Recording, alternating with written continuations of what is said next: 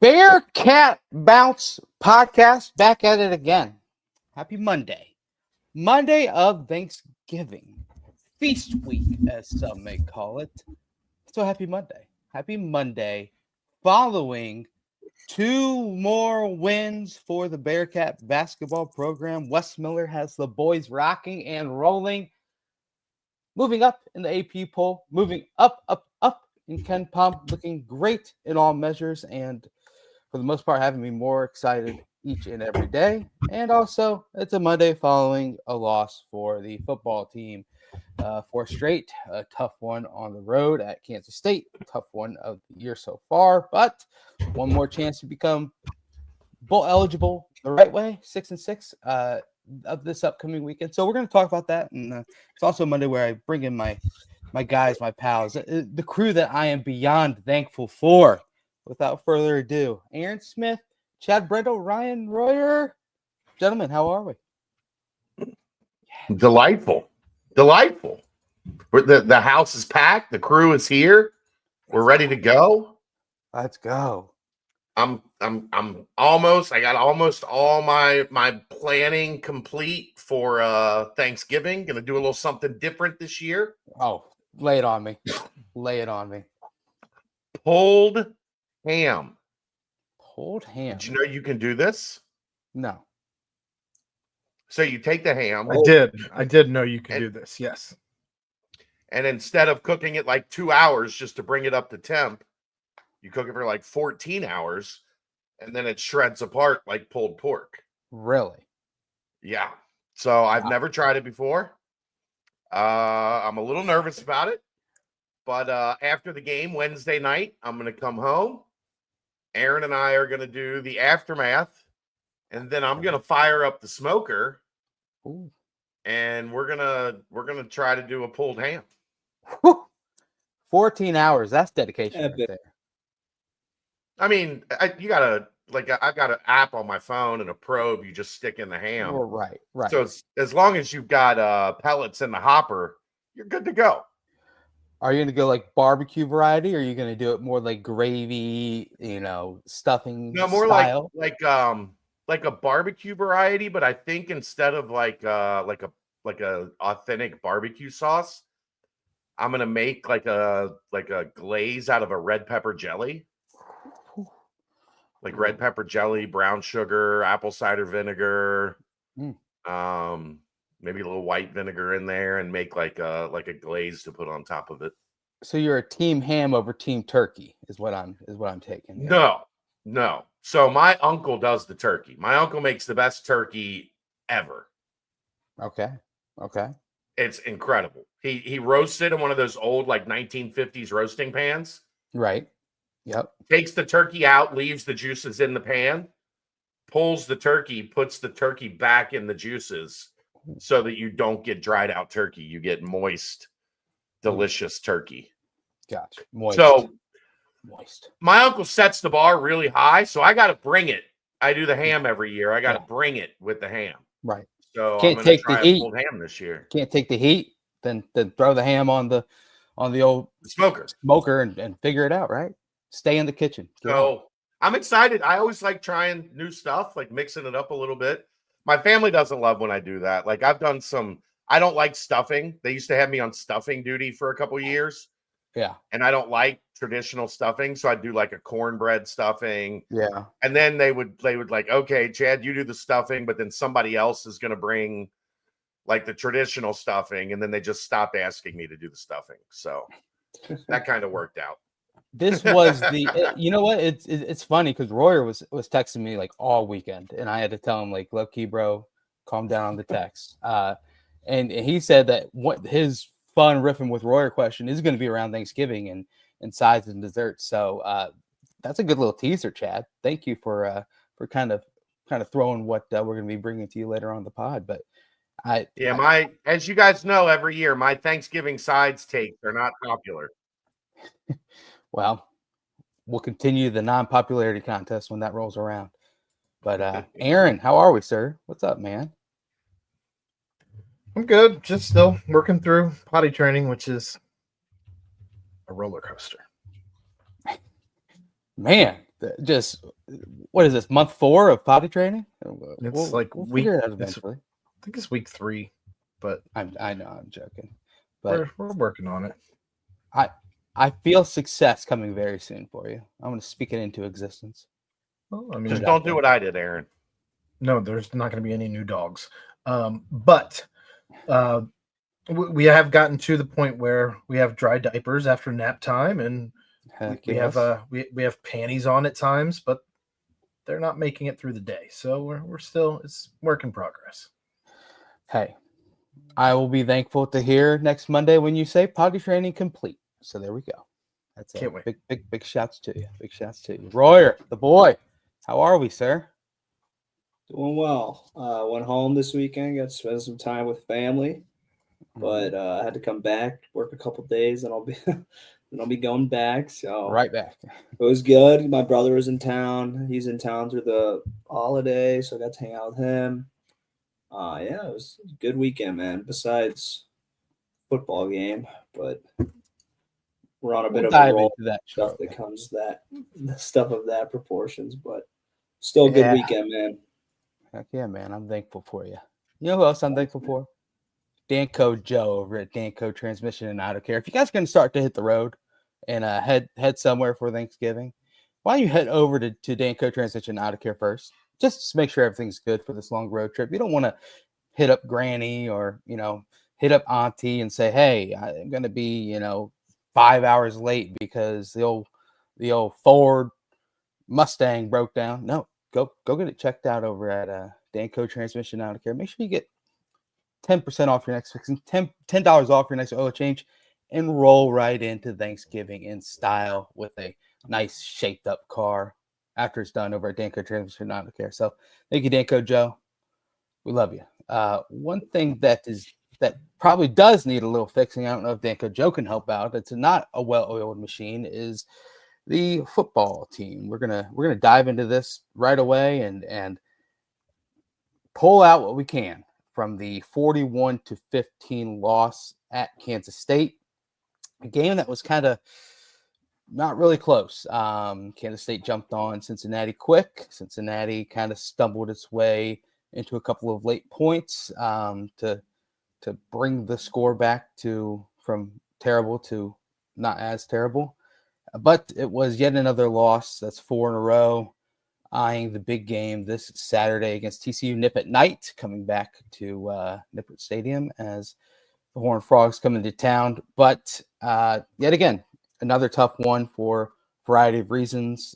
Plenty of yards being brought up, struggles on special teams, offense sputtering at times. Corey Kiner still a beast. That's one positive to drag out. But guys, it's not looking great. In college football right now, there's only 7 teams that have lost 4 or more in a row.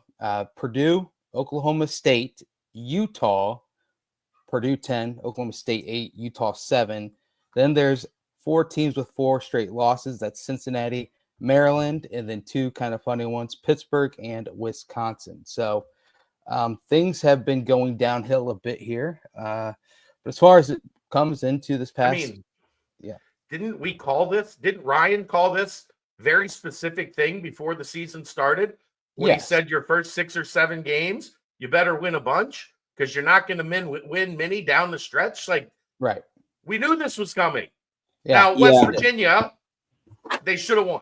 Like that one things because that's one where they could have gotten ahead of the curve, gotten the bowl eligibility done, and the rest would have kind of been gravy. But we knew this the minute the schedule was released. We talked about it for 3 months in the offseason. Yeah. It's not surprising. They lost a close game at Iowa State. It was 3 points with 4 minutes to go. Mm-hmm. And they got their ass kicked at Kansas State because all of a sudden Avery Johnson could run again. Yeah. Right. Agreed. I think it's more so just the whole I think the West Virginia game is what's kind of put the sour taste in everyone's mouth, especially heading into that one with the backup quarterback involved, with a pretty heavy favorite for the Bearcats. Should have won that game. Should have won that game. We talked about that game. Obviously, this the Iowa State game yet again was there for chances to win throughout that game as well. But this one was kind of one would be kind of the outlier. And I know some people. That's what I was gonna say. This is like the first time like it was very noticeable. We were outmatched, outplayed. It didn't even feel like we needed to be outcoached just because of how easy they were making it look on offense. Their players just looked better. We just looked like a little brother in that game. We looked like we didn't belong. And I felt like that was the first time all year that's happened, even though our record is 5-6, which is going back to that point of, the ones we like got to get away. And now it's like we're at the brink of bowl elimination coming into the last game of the season. We probably shouldn't be in this spot, even though we all kind of predicted this is where we were going to be before the year. And we knew the back six were going to look like this, but like now it all comes down to this. Cause this is what we put ourselves in now, but it was a tough game, man. It was rough. It was absolutely rough. Aaron, the smart move by Chad and Keegan popping on the aftermath during the fourth quarter, another late game. We didn't get done with the post game. They had a Zoom because nobody was there. We didn't get done with the post game Zoom stuff until midnight. That means we would have started the aftermath after midnight for that game. No. Wasn't gonna do it. No. It was too long of a day already. Right.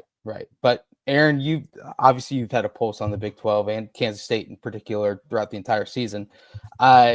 Interested on your take of the game as things unfolded. Obviously, one that was never close, but one that was constantly pretty frustrating all throughout.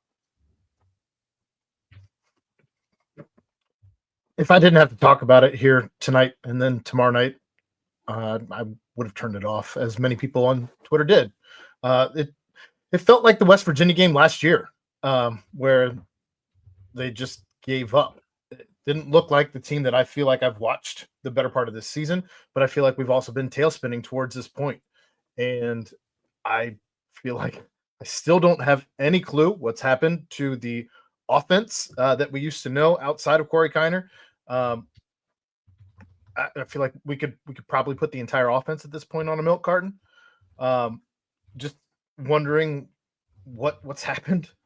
I don't feel like the play calling is. I don't know. I don't feel like it's terrible. I just don't feel like we're actually able to run the plays. So it's crazy. It's absolute madness to me that this team has essentially taken a complete 180 from where they were prior to the Texas Tech game. I think that was the turning point. And here we are. Yeah, I think we're just playing better defenses. And I think it's not like we're playing bad. We're just not making the play. And that didn't happen this game too. There's a open guys miss, but also we have a couple of good runs and then it comes down to third down. It's just we couldn't extend any drives. We couldn't keep our defense off the field, and they were getting absolutely shellacked by Kansas State. But yeah, I don't know. Last week too, the passing game obviously fell on its wayside, but I think we're just playing better defenses and they're making us earn it down the field. And I don't think it feels like we don't have our go-to receiver now. Henderson's, for some reason, we're not utilizing him, or he's not getting open, or teams are making adjustments on him and they're playing him tighter on those little comeback routes he used to make his money on. But I don't know. And Royer, we couldn't get the ball to Royer last game, who's always been a kind of good third down guy. So I don't know if teams kind of are just figuring us out and we're not making adjustments, but we're kind of getting clamped up and not being able to string drives together. It's been kind of the tune the past couple of weeks. That's not a good pass defense. It's a terrible pass defense. They were 90th or worse in pretty much every pass category defensively. So, or they had good. Wasn't West Virginia also a terrible pass defense? I mean, So they were talking about that on Bearcat Brunch Sunday morning. Is the common denominator with all of these bad pass defenses is they do really well against Cincinnati. I mean, it hasn't been the same since the Texas Tech game. I mean, Arizona State was okay, but that was more, I think that was more the ground game than it was the passing attack. But I don't know what it is, Ryan. I mean, we beat the shit out of Arizona State, and like, look at what they're doing. Yeah, but that was with Jeff Sims at quarterback. Jeff Sims game, yeah. Yeah, but we still beat the shit out of them for the most part of the game. Yeah, seeing what they're kind of taking their program to, and we're sputtering. There's something schematically that just doesn't make sense in my brain. That teams are dropping 8, and generally when you're dropping 8 in a zone, there are pretty simple fixes offensively to get guys open, and nobody's open. Like, and when they are open, Sorsby's missing them. So, it's a combination of both things. Like, there's no way that passing game should have been that limited against Kansas State. And then the rushing yards at the end, they weren't like, they had like 4 or 5 guys in the box. Like, they were like, we're just going to sit back in the zone. And, if you want to run for 12 yards, great, but we're not going to let you throw for 30.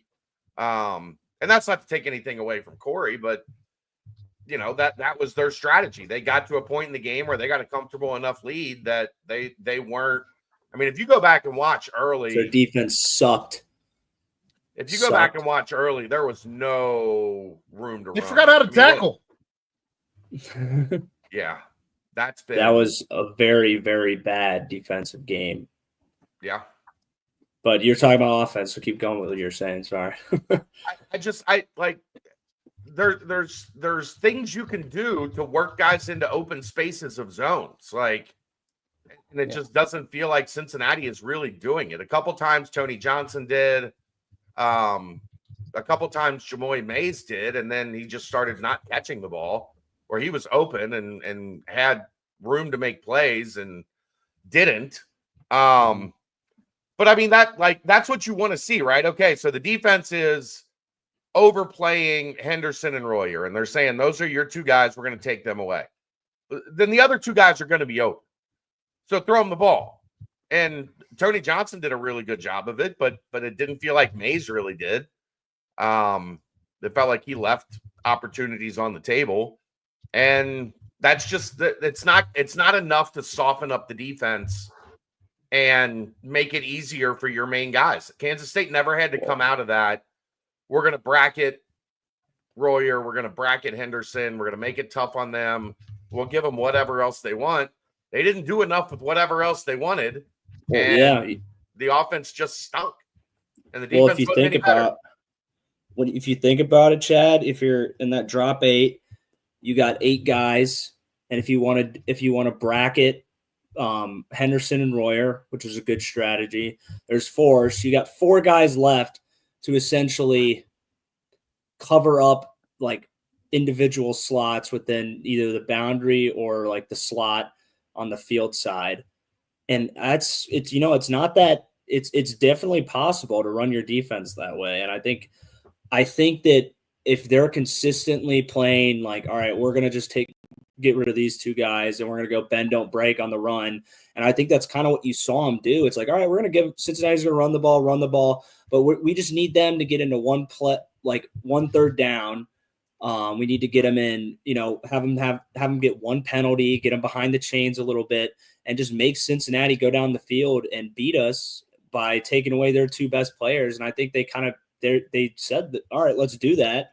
And that's a good recipe for beating us right now. I think I don't like our other 2 receivers and like being able to get open in one-on-one scenarios with enough time comparatively to Royer and Henderson. So this recipe seems to be working. Eliminate Henderson, eliminate Royer. You got 4 guys to cover the other 2 and maybe let the back leak out. We're just going to make Cincinnati just keep snapping the ball.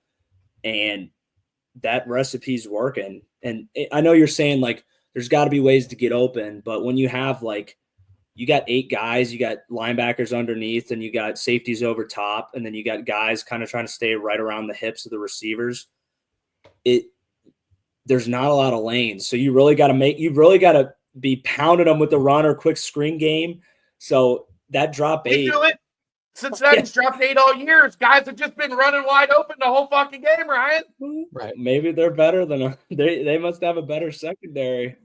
I mean, that's my side of things as well, Chad. As you mentioned earlier, is like, okay, I would understand if like that was the sentiment of it's so difficult to go against these drop 8s. Well, if Kansas State is doing the same thing against other teams and other teams are finding success through the air, or if West Virginia, we go back to that game as well, if they're doing the same thing and having success in that area, then how come Cincinnati can't? And where are those adjustments quickly to try? Because obviously we saw, I think the game was lost in the first quarter in this one on Saturday. Obviously senior night for them on the road. It's going to be difficult. You got to come out and kind of do what Cincinnati's been able to do throughout the year and really win that first quarter or at least tie it. And when they went down 10-0, especially with the first set of downs, they run for a no gain on the first play. Then on this 3 and out on the next set of downs, they do pick up a first down, but on that first play of the first set of downs, it was yet again another run for -1 yard. Then on the next first down play, it was another run for minus another yard. It seems like the plays are just kind of not really aggressive enough to try and take advantage of anything and get anything going in that first quarter. You saw yourself get all of a sudden down 10-0. Not only down 10-0, you're also give up 154 yards compared to your 41 yards that you had. I don't know. It's hard to bounce back when you get a hole like that on the road against a K-State team that obviously had a little bit more juice behind them. Yeah, it definitely felt lost in the first quarter, especially seeing how they're using their quarterback to run, and we had absolutely no answer. Guys were late. Guys had no leverage all game. Guys couldn't tackle. I thought the linebackers were not playing well at all. They weren't getting the ball back to their inside guy in pursuit. Yeah, it was literally just anything at will for Kansas State on the offensive side of the ball. And their quarterback doesn't even throw. The quarterback's a decent thrower, but you could kind of sense what they were doing, the style of game they wanted to play, and we were just playing so fundamentally poor that no matter what adjustment we would try to make or try to bring more pressure or spy with Bartlett, our run awareness, our run pursuit, our quarterback power kind of block defeat scheme. If you can't play football fundamentally sound on the defensive side, then it doesn't really matter, what play they're going to run. They're going to find a way to get first downs, and that's all they were doing. So they defense looked severely outmatched. They looked outmatched up front. They looked outmatched at tight end. They looked outmatched just receiver wise as well. We just looked like we didn't belong, and Kansas State kind of made that happen. I want to hear your guys' thoughts real quick on Sorsby. Chad, all throughout the beginning of the season, you did a good job pointing out when he just kind of hits that rhythm, hits that flow, when he kind of just strings together. He hasn't hit it for a month. Right. Is it just kind of a flow and rhythm thing? Because he had a few opportunities at some really big gains, and they were passes that he was making earlier in the season, and now they were going long. About 5 yards out of the reach on two deep balls. I think one was to Mays, and then another one to Pryor, and then of course the interception at the end of the half as well. So is it just a rhythm thing he hasn't been able to get? It just the last handful of weeks it's been tough sledding for Sorsby. I mean, some of it I think is what's being presented to him. You have to get your quarterback in a rhythm. You have to get him some easy throws, get him seeing it well, and then that momentum kind of rolls downhill. We haven't seen him find a stride in 6 weeks. Yeah. Even against Arizona State, it never felt like, he really got going. I mean, even in the games that he wasn't playing well over the first 7 games, there would always be a stretch. We talked about, I think, Texas Tech, where he didn't play well in the first half, but then came out in that third quarter and completed Right. third into the fourth quarter, completed 12 of 12 and had everything kind of cooking. And we have not seen anything remotely like that in a long time. So I think some of it is making the right calls to get him in a rhythm. I don't know if the coaching staff is in its head. They were running on first down into a brick wall that entire first half against Kansas State. It wasn't working. Quit, stop doing it. It's not there. The first two drives, they ran four or five run plays for -7 yards. Mm-hmm. Yep. And I think our offense is really predictable. Yeah. And if teams want to say, all right, our game plan is to go our guys versus your guys in the run, and we're betting on our guys, and we're gonna get an extra guy in there and make you beat us in the pass on first down, then if you're behind, if you 2nd and 8, 2nd and 9, all right, dropping 8 becomes a lot more conceptually agreeing with what they're looking to do, and I think it lines up really well from there, Ryan. Yeah, you can put 8 or 9 in the box and drop 2 back, or I felt like we tried to run. If I was them, I'd try to run a little bit more screens, quick passes out laterally, and I think we tried to do that a couple times. It didn't really work, but it's hard because with that, it's about speed, because you got to there's holes, but they fill up quick when you got 8 guys, because there's guys supposed to be pretty much every hot spot of the field pretty quickly. So it's got to be more of a quick game developing offense. I'd say your biggest threat to that is maybe you're hitting a guy in a 15-yard in a hole, but across the middle. But it's hard because you got a linebacker, you got a safety, and you got a corner bracketing guys. They have all 3 points of them covered, inside, outside, and over top. So it's hard. So you got to try to get things quick. You got to get guys in space quickly. But even when I felt like we were doing that, it wasn't working. So I agree with you, Chad, though. I don't think we have I think he's not in a rhythm because I think our offense is not in a rhythm. We haven't been able to kind of find the what's the word? Kind of the counter for these teams and their adjustments to us.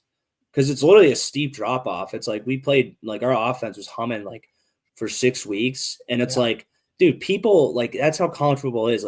Everyone watches every freaking game. They watch every game of last year. They know everything, every formation, all your tendencies. So they're gonna adjust, and they're gonna try to put you in a bad spot and not let you do what you like to do. And I think we haven't been able to respond and change, adapt.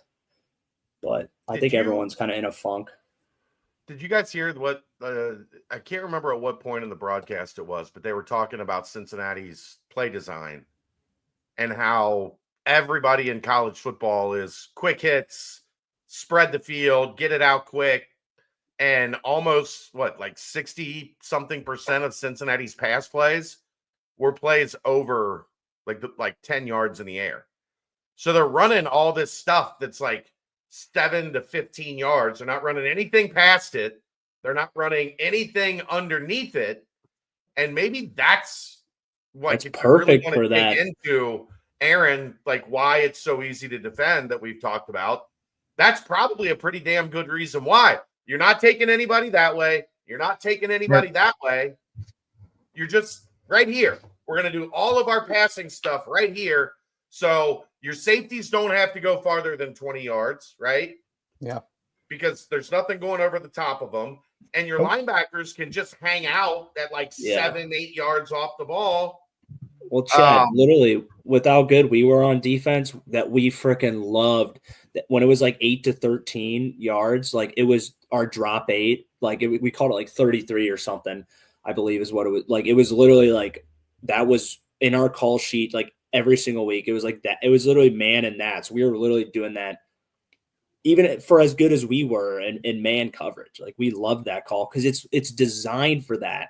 It's designed for that 8 to 13 yard medium of like that. It's like limiting the offense, constricting the offense to like just enough space, but it's not too close because it's just enough separation between like your underneath guys and your over top guys to kind of be in position and be in control. Because the offense, they're trying to hit something right around the sticks. They're not trying to be anything too far out or anything like too short. So it's like if our offense is consistently in that like 8 to 12, or like we know whether we're leveraging those like 2nd and 9, 2nd and 8s, it's like we're like that call is perfect. That's all we lived on that shit, even as a man defense. Yeah, they did try and go a quick pass, little screen. Aaron, I want to hear your thoughts on Sorsby, A-Ball, and then B-Ball. That yet again another blunder at the end of the first half for the team that obviously resulted in points for the opponent and really kind of flipped the game on its head, because going into the second half there's a good chance to still be in it, but then of course yet again end of the first half blunders hit the Bearcats.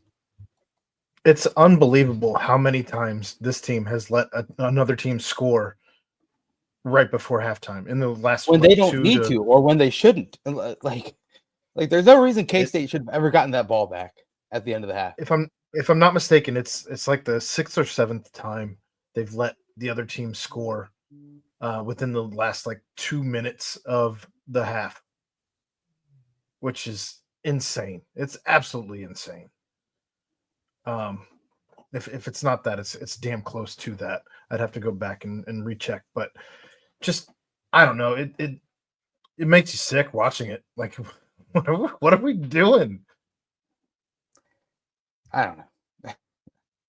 Roy, what were your thoughts on that pass? I mean, the way that Dave explained it. I mean, I don't really it's obviously a mistake, but it's like it's kind of like a hard spot for him because like you're not expecting a D lineman to kind of do that. He's not someone you're really looking for. So you're kind of saying like anything right around your line, you kind of feel a little bit more safe, and it's a little bit unexpected. But I like the play call. It worked well in the first quarter when we ran that. Like I think that's the kind of play that you want, because the linebackers on defense are taught to kind of push out towards the hashes a little bit, and they're a little underneath drops, and you're kind of putting them in a bind by getting their leverage turning out and then trying to make them bracket you back in. But the call I liked, but yeah, it's kind of just a fluke. I can't even. It's like it's nowhere near as dumb or as stupid as the shit he did versus West Virginia. So does it look ridiculous on TV? Yes, but I think it's a little bit, it's not really something that you're gonna anticipate as a quarterback. But yeah, you can't keep making those errors though on his end. Man. Second half, kind of a microcosm of the season. A big 4th down and 13. Defense a chance to get off the field. And Simeon Coleman, who, if there's one bright side out of the last handful of weeks, and especially in this game as well, outside of Corey Kiner, it would be the fact that you do continue to see true freshmen stepping up on the defensive side of the football. Coleman comes up with a forced fumble, but very just compare it to the way things have gone for the team throughout this latter half of the season. Derek Canteen there, instead of just falling on it or just securing the fumble, he kicks it out of bounds for a first down, and they end up pushing it forward and scoring later on in that drive, instead of Cincinnati getting the ball back with a chance to try and push back a little bit on it. Is it just at some point you got to see all of these little 50-50 balls, if you will, but this one was kind of 100-0 ball where it's Cincinnati's ball to fall on, instead it just goes out of bounds and continues to drive for K-State. It just seems like that is a microcosm of exactly what this season has been up to this point. You've got to create your own luck, and it seems like at every opportunity. I mean, Jonathan Thompson had another interception go in and out of his hands in the red zone at that. It's just you have to create your own luck. And this team, every opportunity it seems they're like, nah, not today. Yeah. I mean, we could just keep going on and on about this. It just No, we couldn't. I know. I'm trying to wrap it up here. One final thing I wanted to touch on was the fact that the defense still only with 4 interceptions on the season. Aaron, you mentioned another one that went through the hands. Is it just kind of a situation where I mean they're last in the conference in total interceptions. They've got a negative turnover differential on the season. I guess at this point you just got to. Where's the havoc? Where's pressuring the quarterback and making him make a bad throw? Where's double coverage? When's the last time you saw a receiver have 2 defenders in the vicinity? Like where that you create. That's why I got so annoyed at the whole like narrative after West Virginia that I just dumb luck. Gave up 2 defensive touchdowns. No, West Virginia created them because they got after your quarterback and they had guys in position to make plays. You create your luck in the is some of it lucky? Sure. But being passive isn't going to get you anything. Like if the drop 8 isn't, if guys are wide open, running wide open all over the field against this drop 8, why not? Okay, well, maybe we'll just drop 6 and we'll send a couple more guys after the quarterback, or we'll drop 7 and send 4. Like, it's the definition of insanity to do the same stuff over and over again and expect different results. Because, I mean, wow. You know what you're getting with what you're doing right now. And it's not good. Yeah. I think it's Chad. I think our coordinator's kind of in a bit of a bind. I really do. Because I think there's times he wants to roll the dice, but you're flirting with death.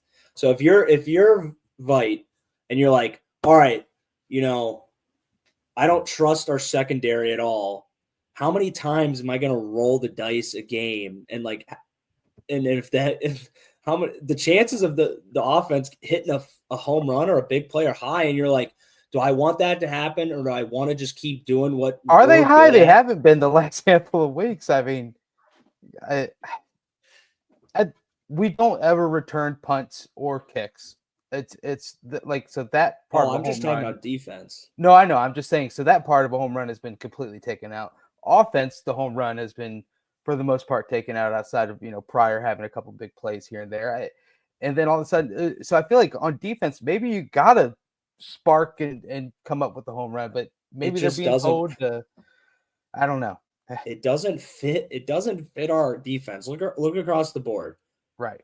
Like who can we really cut loose without sending 6? And then you know what that does? Jared Bartlett. Yeah, I think the best thing we do is we literally tell him to just spy, and then the moment the quarterback gets out of the pocket, you go get him. That's probably the best scenario of us being aggressive on defense, because I think the more we try to isolate this secondary, we're not built for it. So I think they should dial up the pressure. I'm just trying to play devil's advocate for Vite, because I know we're not built like when you have guys like Sauce and Kobe and Maije, like you're able to like, all right, let's lean on Sauce and Kobe, and then we have like Derek Forrest or James Cook to like bail him out or be involved in bracketing someone. And then we could just have get Maije one-on-one, send a backer, or hell, let's send both backers and just kill the quarterback. We don't have that like. He combined James Wiggins and Brian Cook to make one super safety. Yeah. It just like I just don't think we have the personnel to really support, like really pulling our ears back and going. I mean, you guys have a point. It's like, I mean, shit, we need to do something different. Like, I'm all for it. Just remember why we're doing it in the first place, though. Yeah. But here's my point, Ryan. You know why you do that, like bend but don't break, is so that you make them run a bunch more plays to increase your odds for creating a turnover, creating like a big loss, whatever. They're not doing that, and they haven't done it all season. So you're either gonna get stabbed 73 times and die, or somebody's gonna shoot you in the face and you're gonna die. But the end result is you're dead. Like there's but you got to remember, it's not. It's for that. It's for the offense. It's not necessarily for the offense to like. It's not for them to like just throw us a pick. It's for. All right, the offense going to get a penalty. That's what I'm talking about. Yeah, I know, but the mentality almost feels like we're going to make them beat us. Like we're going to rely on them making a mistake it behind the chains. We're going to rely on them, maybe fumbling. I know. Because want to know why? Like look at last game. We got freaking destroyed at the point of attack. Yeah. We got destroyed fundamentally in tackling and in leverage. So at that point, there's no bend don't break don't work when you play like that. So bend don't break isn't when you break. They're bending and breaking. Yeah, they're bending and then they're breaking, and then they're bending and then they're breaking. You bring in a new stick, you bend it and it breaks. You bring in a new stick, you bend it and it breaks. Like it's just, it has not worked out very well. And it like just I don't know. I thought we had playmakers, and hopefully it sucks. Golday has been hampered with an injury. He was really starting to become that playmaker at times on the defensive side. Offense is struggling to find their playmakers. I mean, obviously, you do want to tip the cap to Corey Kiner. Yet again, we'll mention it. Another 1,000-yard season, back-to-back 1,000-yard season. The last time Mike Warren was the one that did it for the Bearcats. And I am, Chad. And so the final result is a loss. K-State handles the Bearcats pretty easily in this one, 41-15. TCU. A chance to get a bowl invite the right way with a 6-6 record instead of what might be a possibility with a 5-7 record after a loss. But big game, Nip at night, 6 p.m. kickoff at Nippert. We'll see, man. It'll be putting to test a lot of the things going on, and obviously we'll talk about that game a lot more on the BCJ. You are counting on one thing. Yeah, they freak out because it's cold as shit. Let's hope. That's what you're counting. I think they played one game this year under 60 degrees, and it was in like the upper 40s, lower 50s. It's going to be probably 25 degrees at kickoff. It only gets colder. Yep.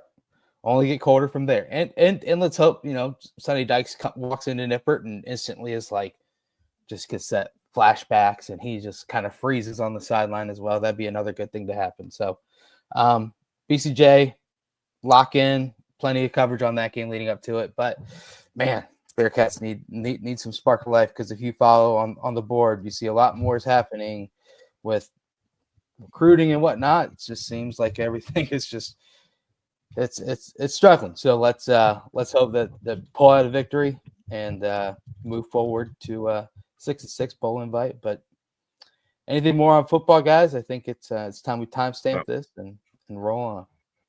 Quick Paper Supply, your local and family-owned restaurant supply company for all your non-food products. Quick Paper services over 150 restaurants with weekly low minimum next day deliveries. They provide a wide range of food service products, from to-go containers, cups, custom printed products, eco-friendly, and much more. They also have cleaning and restroom supplies for all your janitorial needs. Call Nick 513-470-2029 and reference Bearcats for 20% off your first month of purchases. Boom. Love it. Thank you, Chad. I think we dive into the riffing with Roy real fast. Get that new riff spot and get that beautiful segment rocking and rolling. What do you say, Roy? Let's do it. Fiercely independent and unabashedly innovative, New Riff provides award-winning bourbon, rye whiskey, and gin at their distillery in Newport, Kentucky. The Aquafire Tasting Room, located on the 3rd floor of the distillery, features cocktails, flights, and pours of New Riff's entire line of spirits, including rare, limited edition, and distillery-exclusive releases. Bearcat Journal listeners can save 50% on distillery tours when you use the code Bearcats24. For more information or to book a tour, visit newriffdistilling.com. All right, Yeah. Ryan. Let's go. All right, first question. If you were Scott Satterfield, what would you do right now to try to make an improvement on the offensive side of the ball? First thing. Man. Take more gambles. Throw the ball. I don't at this point. Who cares if it turns out into an interception or like there was a one deep pass to Xavier Henderson that probably could have been called for pass interference. X didn't really sell it very well. Like there's none of those chances to even try and draw a pass interference that numerous teams have done to us in the past. So I'd say take more deep shots, take more chances. I mean, there was one play that we had that was 33 yards that happened late in the fourth quarter. I don't know, just more gambles because why not at this point?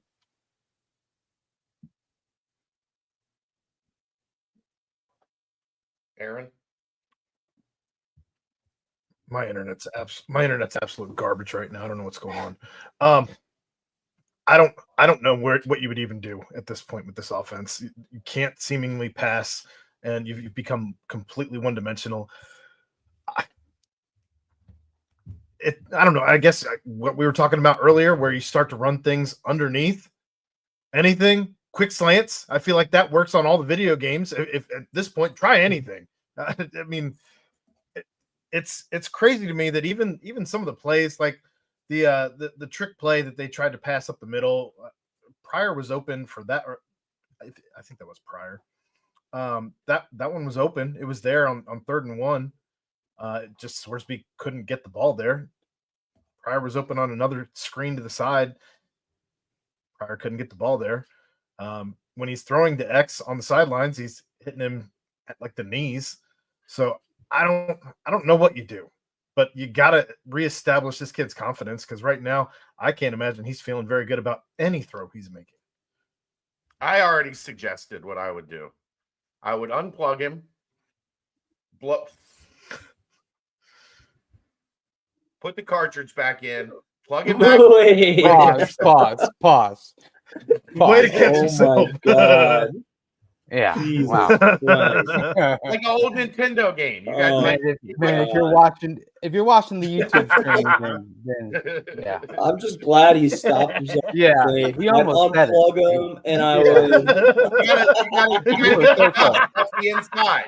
You were so close. Oh my god, Accumulated that on would the have been a inside of hell the of a cartridge. soundbite. Happy Thanksgiving. This has been a great show. But on that, Chad Brendel caught on mic saying he would. You gotta, sometimes drastic measures are necessary. You gotta reset. all right. Gotta Holy reset. shit! Maybe Oh my hand the ball off to goodness. Kiner every single play and see what happens. Why not? Why the heck not? Royer, what are you doing?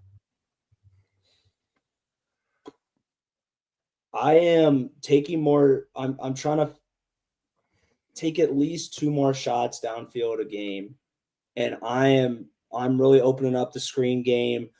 I like that that little I forget what that route is called. The running back runs where he kind of runs an angle. That angle screen concept. I like getting the ball out quick. I like Aaron. You could do glance concept to the boundary, or kind of like a narrow slant to the field where it's more just like vertical, slight angle, get vertical a little bit more, get the ball to him quick before and you're like right in between guys in that bracketed zone. I think that would work up pretty well. You got to make sure you stay on track with the run game. You can't have missed blocks. You got to stay positive, like 3, 4, 5 yards. Stick to that, because the moment that you fuck up on 1st or 2nd down on the run, and you're really, you're feeding right into their trap on that 3rd and long. So, right. But yeah, that's what I would do. A lot to do. All right, next question. All right, we got. Let's look at here. The 4 games coming up for the basketball team. We got Alabama State, Nova, Howard, and X. What do you think the average point per game win The average we will win by Margin of victory. Okay. margin of victory. Those 4 games, or do you think we would? Do you imagine us dropping any of the 4? I would be very disappointed if we did, to be honest with you. Although Nova looked better against Maryland, they just have not really had too good of a start to the season. I think. I mean, They they're might- just going to give it to Dixon, and it goes as whatever he does Right. determines their outcome. I mean, that's all they've done all year. It's just let's let Dixon try and go get 40. Which is where I hope that just a barrage of Dylan and just I don't know, just defend their asses off on him. But I think if you're in between, I'd say give it what Ken Palm's got them 25-point wins against Bama State, 5-point win against Nova, 26-point win against Howard, and a 10-point win against Xavier. So that's 65 divided by 4 to like 24 or 20 on average. Yeah. 20-ish. No, it's not. I don't think you're right there, but yeah. No. It's like 13, right around there. Yeah. It's 16.25. Goodness 16? gracious. Yeah. 17. Around 17. Fake John Goebel's all over it. 17. I went to public school in Kentucky, so. Well, Chad, I kind of like yours more though. 20. Why not? 20 a game. I mean, I think Xavier's going to be close by maybe 40, 35, 40. Yeah. Yeah, I think. Man, I tell you what though, I just having all this happen without Dan. We're going to talk a little bit more about it on the basketball portion here next, but I mean, it just. I'd say 17 to 20, and I think 4-0 coming out. Yeah, coming spread on all of them. Got 30, 15, 25, and 10, and that puts me at 75, an average of 18.75. So right in that range that you're at, Brent. That's the math. That's the math major right there, baby. Beast. Good job there, Eric. Good job. I got another basketball question for you guys because I mean football. I mean, what the hell are we talking about? Yeah. Well, and Ryan, it's funny you brought up Xavier because Brian, I think you're gonna love my next question too. I'm all Can't about wait. it, but gosh, there's one guy on this pod that had quite a soliloquy to give the old Xavier faithful over the weekend. Chad, that was entertaining to say the least. So. I don't talk about them anymore. There we go. Royer, I'm ready. Are you talking about Cheatham or are you talking about Xavier? Can you guys explain that to me? What the hell is that? It's called theft. Identity theft. Yeah. I don't know what's going on. It's called hiring a third party and having. You'll have to tell me about it off the So top. basically, Ryan, they're the Bearcats, which a lot of schools are the Bearcats. But they use the CPAW for Cheatham, like Paul, like the direct. Where is Cheatham? Tennessee. Tennessee, somewhere in Tennessee. Tennessee. It's silly. Like you're just not allowed to do that. So don't do it. And then, like, they have made this claim that Cincinnati has told them they can't be the Bearcats. I don't believe that to be true. I believe they have said we need evidence of all the marks of ours, like of all the things that you're doing, so we know what needs to be fixed. And then once you do that, then we'll take the next step. They have not done that.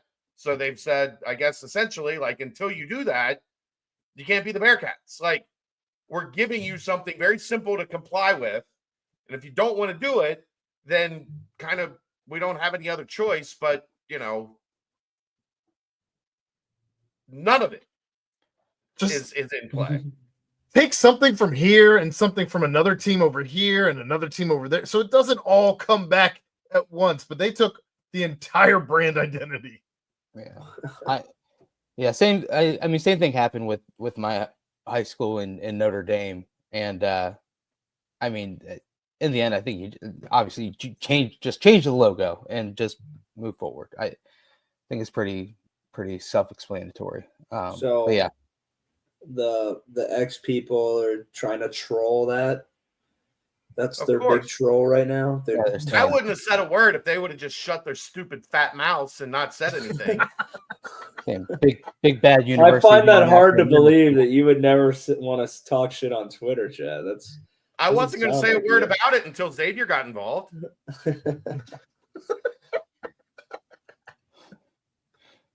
Okay. All right, next question. So over under 7.5 for the combination of Dylan Mitchell dunks and Simas Lukosius threes in next game. Ooh. Over Ooh. by a landslide. Bump it up to 9.5, Royer. You think? That's more Yeah. interesting. Oh, they are dunking on everybody. Like, Well, because it's I was Alabama gonna- State. more than Alabama I was State. thinking 5 and 3 is a realistic. Maybe Bump it up to 4 and 9.5, 3. Royer. Bump it up to 9.5.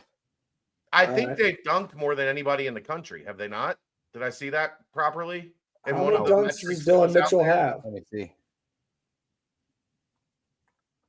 I mean, Mitchell, what, he had probably 6 dunks in the last game? Was it 6? I thought it was 3. I might have fucked up. Messed up, sorry. Nah, you can say that here on this podcast. That's fine. Okay.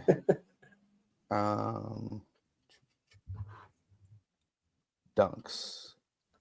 Yeah, I don't know exactly how to support this, but yeah, I'm taking the over All right. because I think, yeah, that's too difficult to look up. I think I you're gotta right, Brent. answer. I think 9.5 is the magic number where it gets interesting. I think that's where I'd draw the line. I Chad, was you are thinking it was correct. going to be between 4 and 3 or like On according to Bart 3 Torvik, and 3. we are 39 of 41 on dunks this season so far. That is number 1 in the country. Georgia 2nd, Michigan State 3rd, Florida State 4th, Florida 5th. So the boys be out there dunking, man. I'll tell you that much. We some dunkers, huh? We some dunkers, baby. And let's see here. Oh, I was gonna say I think we're close on threes as well, but I mean dunks and threes combined, we're probably up near the top. So not a bad scenario to be in. But I'm taking the over on 7.5, maybe What about 10.5. 9.5? Would be 9.5. I'm still taking the over. Right, Aaron? We bring the boom. Boom! You just see him wanted in to- the wrestling room, the wrestling baby. match. man. Big He was Justin. playing on a broken foot too. He's wrestling on a Was he? broken foot. That's, Yeah. hey, that's called No, AJ was. But AJ yeah, big was. AJ. But the thing is, big Yeah. AJ, he had Big Justice there when he needed it. And they brought the boom. And Yeah, then the the Rizzler, Rizzler. man. The God, Rizzler was there. the Man. Rizzler's got that real boss. That's what I was bravado thinking about all weekend. I didn't even give a shit about Georgia Tech or the Kansas State game. I Me was just too, worried about dog. that. Me too. Yeah, the Rizzler, man. That guy. Now Shoot. hire him as head coach in a year or two. Now, that's some real aura to put behind Yeah, the we old, need the program. Rizzler. Yeah, I think that might be smart. Just think how like We'll those- ask Cunningham the next time he's on. Yeah, could You be. guys are the Hey, worst. did you ever think about hiring the Rizzler and buying out Satterfield? The worst. Yeah, let the Rizzler run out there. I'm in. Do you remember your fun question that you were going to ask, Royer? You were prefacing it in the beginning. Do you want to just bring it right back around? Yeah, I mean, like I said, you were texting me an awful lot this weekend, and you know it brings a joy every time I see your name pop up on my phone. You know, it's a thrill. And so you told me, you were like, dude, Brent, I know you can't make it for Thanksgiving this year. It's okay. Still love you. And I said, I know, I love you too, bro. And then you said, but like my girl, I'm trying to impress her family, and like, you know, but she's like, yo, I need you to bring a side dish and a dessert. And you were like, yo, if you were trying to impress a girl and her family, what would be your go-to side dish and your go-to dessert, Thanksgiving themed in style? And I said, bro, don't let me answer this just me and you. Let's bring it up on the BBP and we can all combine our thoughts together. And you said, yeah. So you want to ask it, bro? Like, you want to take it away, Ryan? You just asked it, you psycho. Oh, well, yeah, guys. That was the question. If you're trying to impress someone, whether it be family members, whether it be a girl in your life, whether it be their family, and you had to bring one side dish and one dessert, Thanksgiving themed, what are you guys picking? Take it away. Going mashed potatoes. And that's kind of like a state. That might be doing too much though, actually, because I feel like that might be like a home house prep, It's like a That's big fine. dish. You're spending the whole entire day there, man. I'm telling you. This is you wake up at the girl's parents' house and you're there, you're ready, and you can do whatever you need. I'm doing that. I make some good mashed potatoes. Oh, I love that about you. Dessert.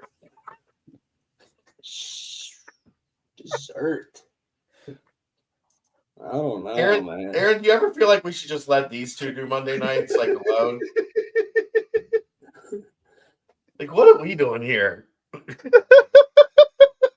We'll have a whole Costco guys segment. That way Aaron doesn't shut us down. What was your dessert? A double chunk chocolate cookie. Yeah. Boom! I love it. There we go. Brendel, take it away. What you got?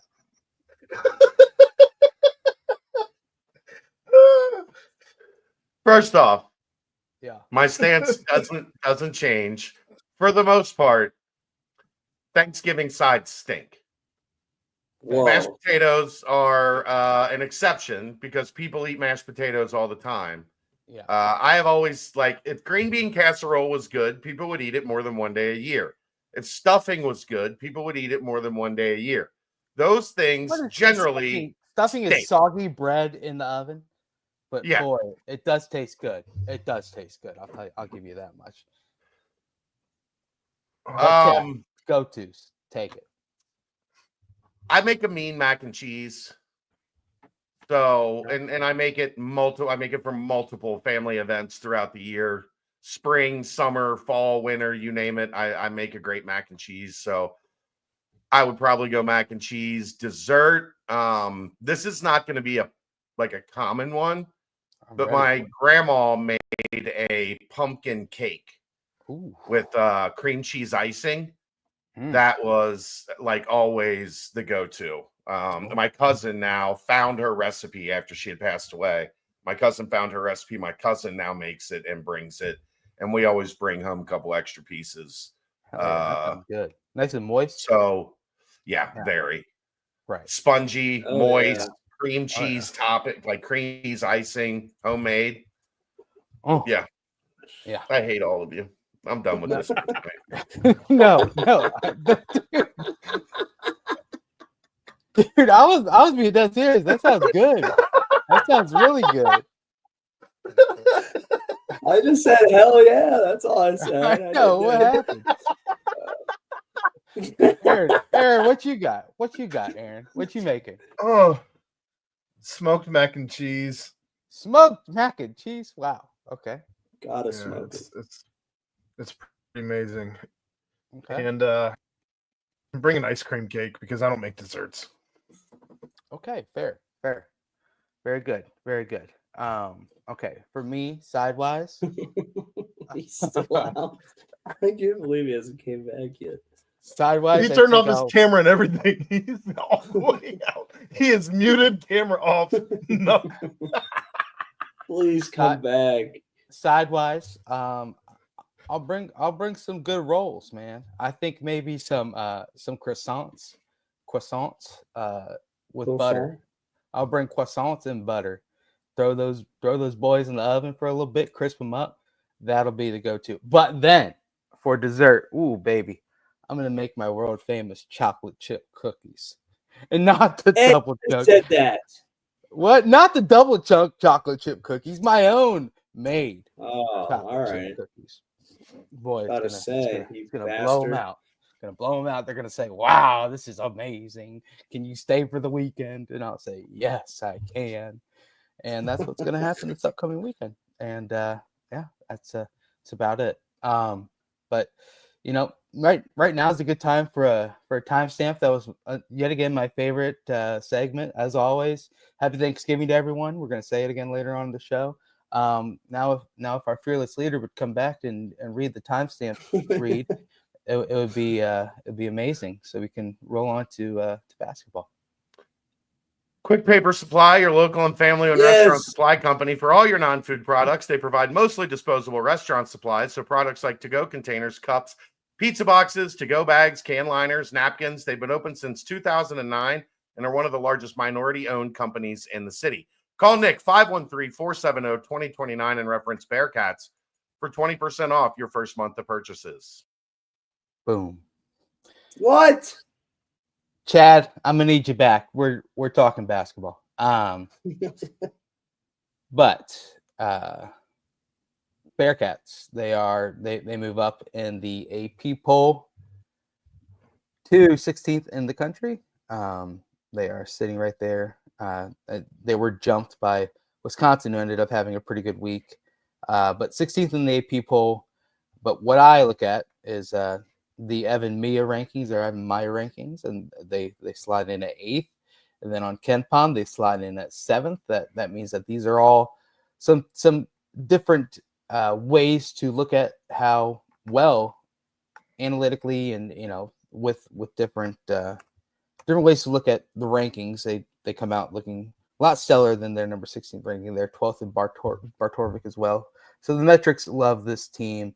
And that is because they've been able to far exceed the expected result so far each game. And that includes this past Saturday with the 81-58 victory over Georgia Tech at Georgia Tech. I think it was the first road victory over a Power 5 conference team since the 2007 season when they took down, 2017 season when they took down UCLA. Yet again, as Aaron mentioned, what was it, the 8th win over an ACC opponent? 9th, I believe. Ninth straight. Okay. Yeah. Lobs on lobs. Dylan Mitchell looking spectacular. We saw the Connor Hickman game. Just kind of an overall strong performance by the Bearcats. And I tell you what, Wes Miller has me 2 feet in, 10 toes down, locked in on how good this team can possibly be. And as I mentioned, obviously all of this happening without Dan Skillings as he is continuing to rehab from his injury and subsequent surgeries. But guys, this is a performance where you get out 14-4, you never look back after that, force a bunch of turnovers in that first segment, and then from there, just a highly efficient team, scoring numerous ways, numerous players, and coming out yet again with another big-time win. Chad, Ryan, Aaron, you guys have had a couple of days to obviously digest this. Chad and Aaron, you guys did the aftermath. But kind of your over-glaring thoughts as obviously heading into Alabama State and then a big one the following Tuesday at Villanova. But just over-glaring thoughts on the team yet again as a huge road victory over Georgia Tech. They were tested. They're pretty good. Yeah, I was gonna say, like, we knew this. We've kind of been looking at this game for like the first true kind of test. I expected them to win. I didn't expect them to play as well as they did and dominate literally the entire game. Essentially, I thought Georgia Tech would be able to put up a better fight, but I think it's just because we are that good. And I think Wes Miller has. You could just see this is like the culmination of the past 3 years. We're shooting the ball really well. Our good players are playing good consistently, and we're deep. So I really like what I'm seeing, playing hard, playing aggressive at the rim too. That's the dunks, the lobs, and I think you can really see like a good chemistry within the team and in all phases of the game, being passing, shooting, defense, rebounding. We're coming together at the right time, and when you're on the road too, you're in an ACC, you're in the biggest road game that we've played. So I really like what I'm seeing. We're getting better every week, and that's kind of, that's the recipe of a truly good team. Yeah, they didn't just win; they dominated. They never really let Georgia Tech back in that game ever. Georgia Tech is good, I guess, but I don't know. They still have some big tests coming up, so they just have to continue to build on it. I know that Wes hasn't been happy with what he's seen out of the rebounding thus far. I think that's certainly an area where you could see some improvement, and you probably need to see some improvement if you're going to continue to dominate teams. But you certainly have seen enough at this point through 5 games to have hope in not just going to the NCAA tournament, but actually advancing in the NCAA tournament. And we'll see what what this team decides that its ceiling is. Yeah, Chad, obviously one of the main storylines that was developed in the offseason was the fact that Cincinnati has a bunch of good players, but maybe not that one superstar. I think throughout the first 5 games, you can agree with maybe they do have that, and maybe they're not just 5 good players. Maybe they're 2 fantastic players surrounded by 3 additional really good. It just seems like that whole moniker thing just needs to be thrown out, because it seems like it's a team full of stars, at least 3 stars. I'm gonna wait until we see a little Right. bit. I mean, yeah, they have the 5 best players on the floor at any given time against everybody but Georgia Tech, and really, who on Georgia Tech looked any better than their top 4? Like, Right. if you were drafting those teams, how many Cincinnati guys would you take before you got to a Georgia Tech guy? 3 at least. Yeah. So I'm not yeah. ready to go all the way. What I will say, Brent, is if those things were to be redone, a couple Cincinnati guys would have been in the top 100. Right. Right. Like, if we were redoing them now, but we could redo them in another month, and maybe they aren't. So, I mean, it's kind of what Aaron and I got into Saturday, and Aaron just kind of touched on. The thing that was impressive for me was they were immediately up 10, 14-4, and there was never really any game pressure on Cincinnati from there. And, Georgia Tech would make these little mini runs. They'd score 4, 5, 6 points in a row, but immediately Cincinnati would answer. And how many times over the past however many years you want to go back did it feel like they'd get up 14 and then you'd look and it would be 6? And then all of a sudden that game pressure is back on you. You didn't capitalize. Even if you didn't build substantially on the lead, you didn't maintain the lead. And now the other team's playing with some confidence and they're back in the game, and you've got to kind of pick yourself back up off the mat. That never happened Saturday. Now, it's going to happen plenty throughout the season, and they're going to have to learn how to adjust to it. But at least for this portion of the schedule, I would much rather see them do what they did, which is, okay, we're going to come out here, we're going to put it on you early, and we're going to keep you at arm's length at minimum for the rest of the way. And that is the sign of a veteran team.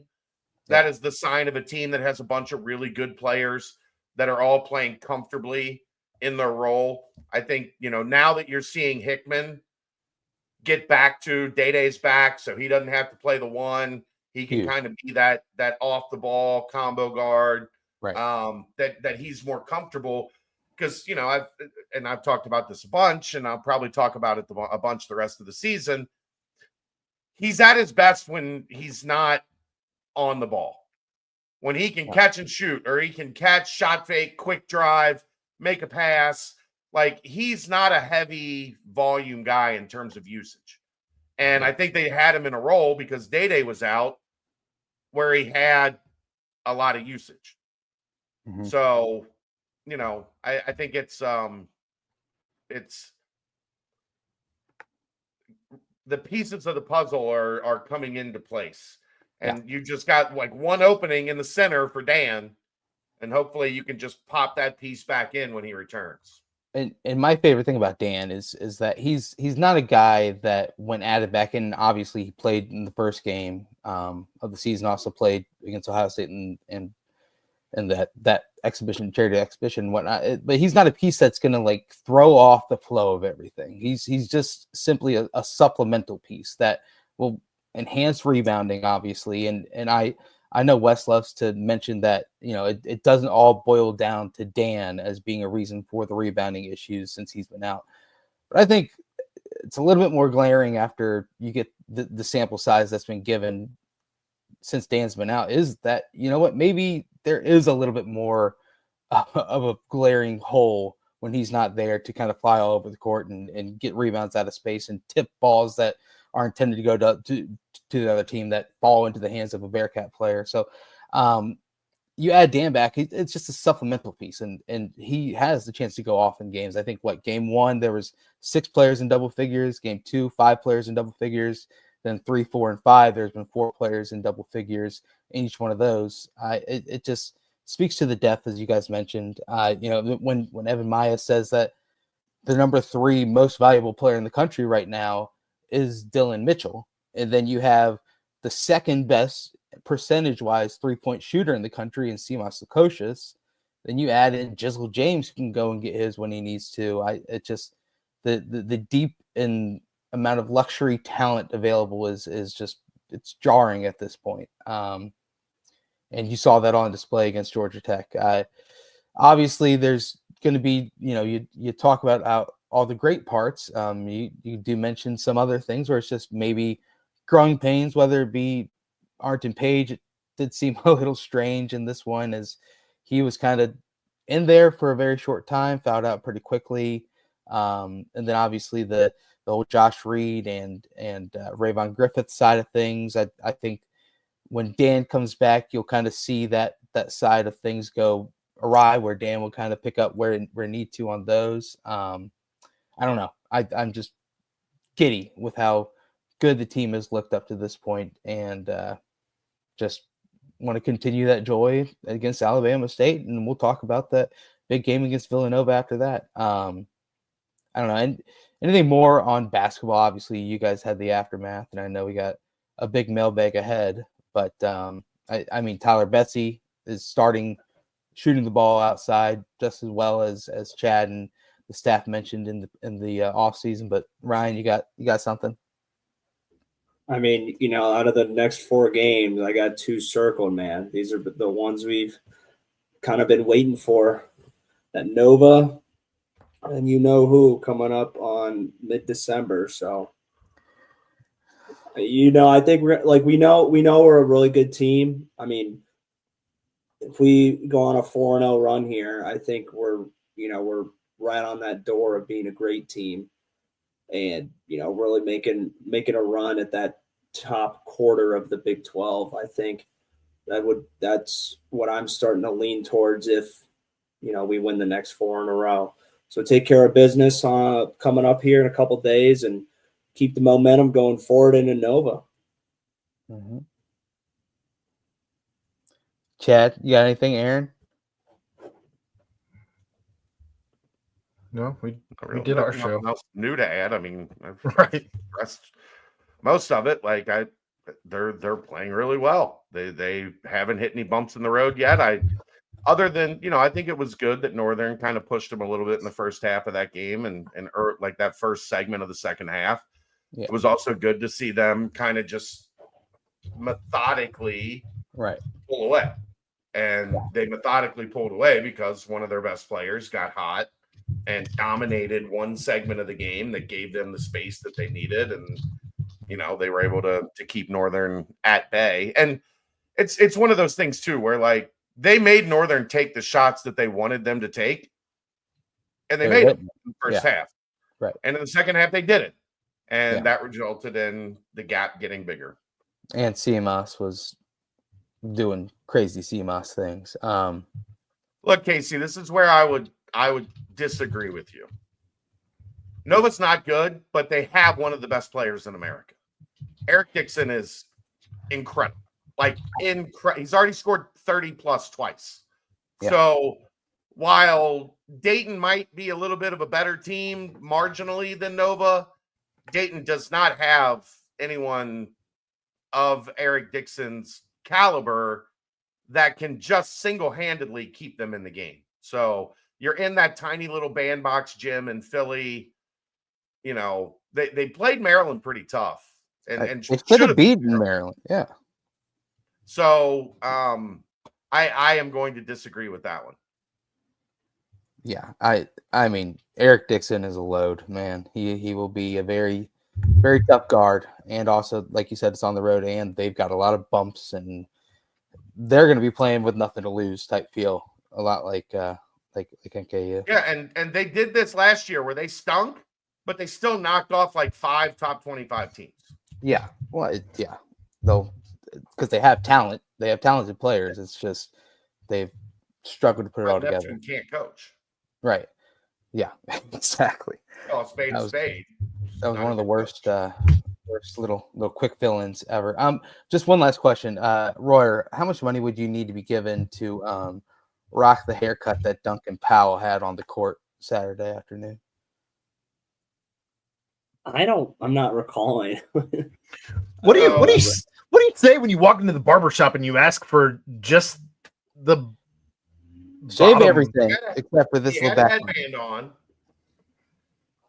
completely bald up top, and then hair under the headband line.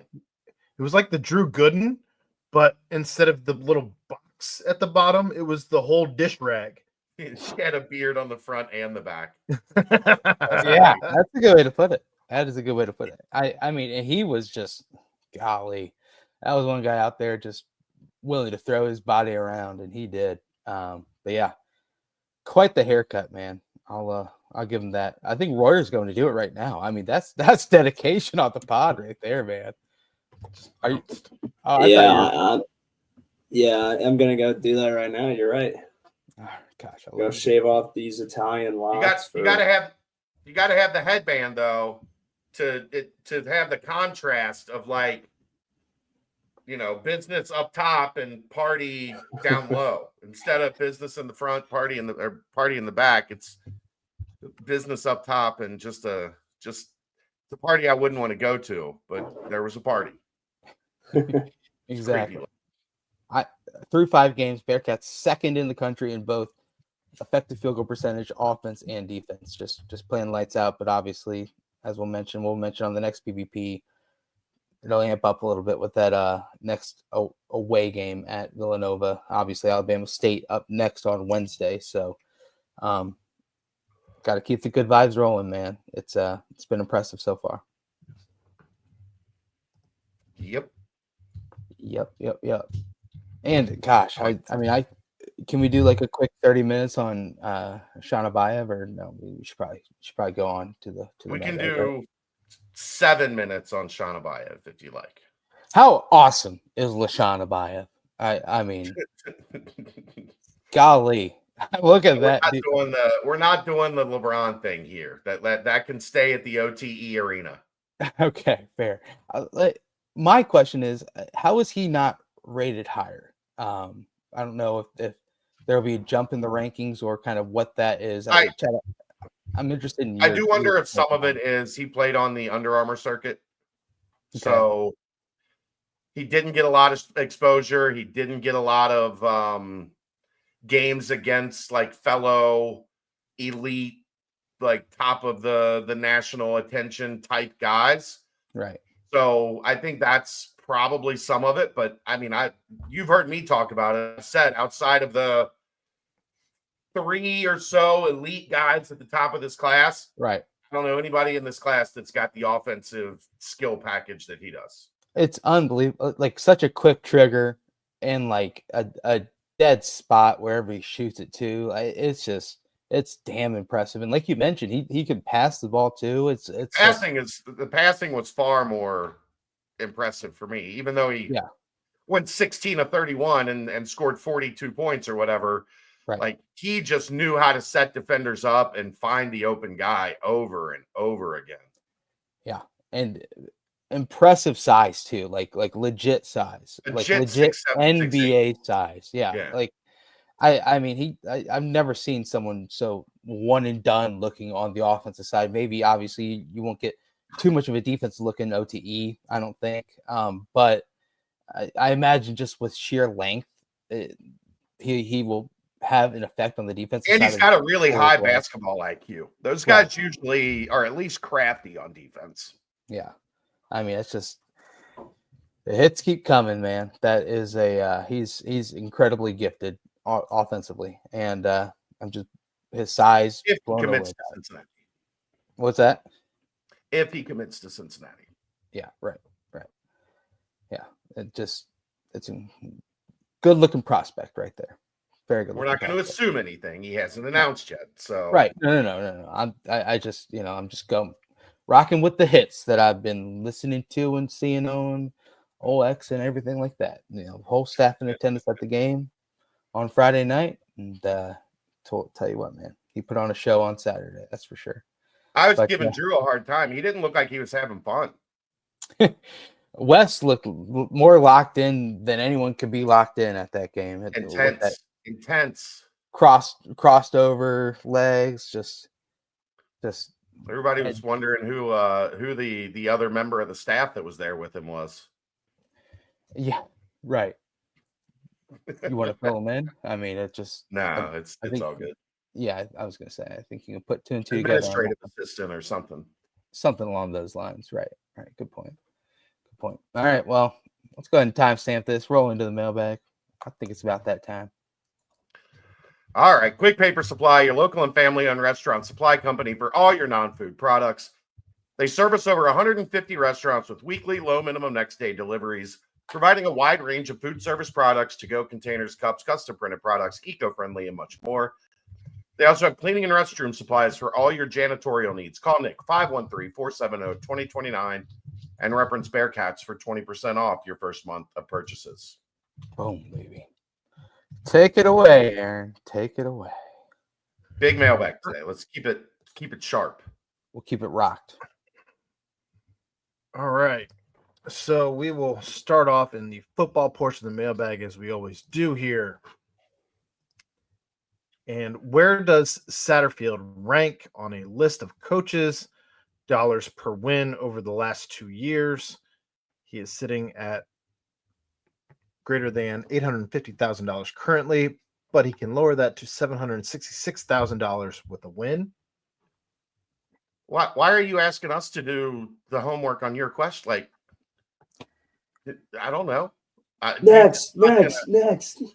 I mean, look, like some of these guys are making $10 million a year. If they get to 10 wins, they're at $1 million a win. Yeah, that's a good point. I immediately went and looked at Ryan Walters' salary over at Purdue.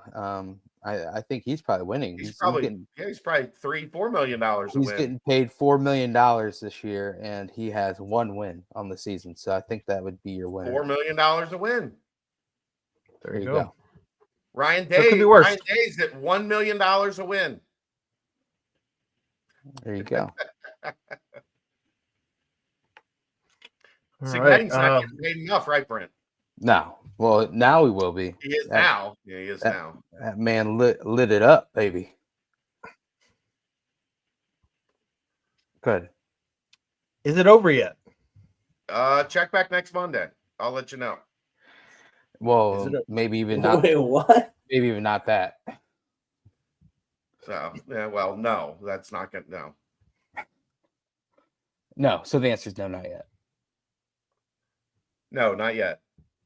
If you're the head coach, knowing you need to pull out all the stops to beat TCU and get the 6-6, is Fletcher punter. P.S. After averaging 37 yards a punt versus Iowa State, that average was 35 yards a punt versus Kansas State. And they also just stopped punting. Yeah. Which didn't make a whole lot of sense because they were like at the 40-yard line. He would have put it down at the 3. And then yeah, right, with a 37-yard punt. And then what? They went over 5 on 4th down conversions. But I think what they should do is Henderson on 4th and 5. Didn't like that call. Go on. I think that I agree though. But put Mason and Max in at the same time and make them guess who are they gonna snap it to, and then And then they could put like Mookie in the middle with like the guys chasing after him. Then one of them just punts it. Yep, exactly. I like this. I mean, that would be cool if both Mason and Max punted in the same game. That had to be setting some sort of record. Two brothers. Oh, punting that happened, right? Yeah. You got to put the old Brad Young in there, the reincarnation of 35. That's my cousin, man. That's my cousin. Yeah. All right. Is it time to start splitting Evan Pryor out wide with Corey in the backfield? I think they already did that. He is obviously a good receiver, and his speed presents a huge problem. Sure. I guess. Try What's anything. gonna hurt? Yeah, Try anything, you got to get this offense moving. So if that's splitting Evan Pryor out wide, I'd snap it to him. Wildcat with Twice Evan. a game. Yeah. Something. Yeah. Speed option. Evan and Kiner back there in the backfield together. Ooh, that could be nice. All right, our senior-heavy O-line has been a bit of a disappointment of late. While I haven't studied the participation reports closely, I can say that I have seen many reps by underclassmen. Are any of them getting playing time beyond special teams? Do we know what the O-line development plans are for next year? Tengastal has played quite a bit. He was in at left guard some Saturday, not a ton, but he was in there for some reps. I think they're happy with Harder. It'll be interesting to see like what the interior exactly looks like, because I know Stahl has also worked some at center. Ethan Green, Xavier Lozawicki on the outside, although I'm kind of, if they still haven't settled on right tackle. They keep changing Wilder and Buford in and out there. Yeah. I'm kind of surprised we haven't seen Lozawicki at all. I wonder if some of that is because they've been working him at left tackle behind John Williams. Right. Left tackle is going to be a question. John Williams quietly has had an incredible season. Yeah. I don't know. Are they all seen? Like, has Wilder played all of? I mean, enough. He's played more than 4 for sure. No, I know. Yeah, I don't know. Are all 5 of them? I've heard rumblings that Gerhardt has a year if he wants to use it. Okay. I don't know if it's his COVID year or I don't know. I'll be so happy when this COVID thing is finally done and I don't have to like guess at eligibility without doing math. Because again, I went to public school in Northern Kentucky. Math is not a strong suit of mine. Luckily, we do have a math major. We got a math major on the pod, so yeah. That's fine. But they have what they think is the next group on the offensive line, and I'm sure they're going to keep. That's what makes this hard to answer. Is I'm sure they're going to keep, all eyes open on the transfer portal to bring in some reinforcements, even if it's just depth behind, what they think that they're going to have coming in next or, in place next year. So they're happy with what they've got. It's a matter of trying to figure it out. All right. High school recruits flipping their verbal commitment seems to have become more common than ever. Do coaches see this as a problem that needs to be addressed with rule/timeline changes? I mean, they've been talking about doing a signing day in July after that window closes. A lot of it is just the timeline has been changed because they opened up the official visits in June and July. And then kids take their official visits and commit.